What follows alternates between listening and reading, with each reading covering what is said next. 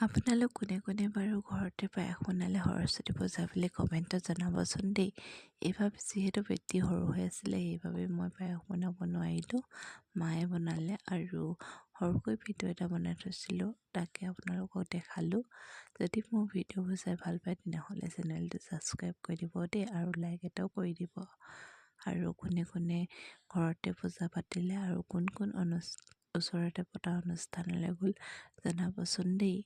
আমি ওচৰতে স্কুলখনত সৰস্বতী পূজা পাতিছিলে, তাতে শৰাই এখনো আগবঢ়ালোঁ আৰু তাতে সৰস্বতী মাৰ আশীৰ্বাদ ল'লোঁ।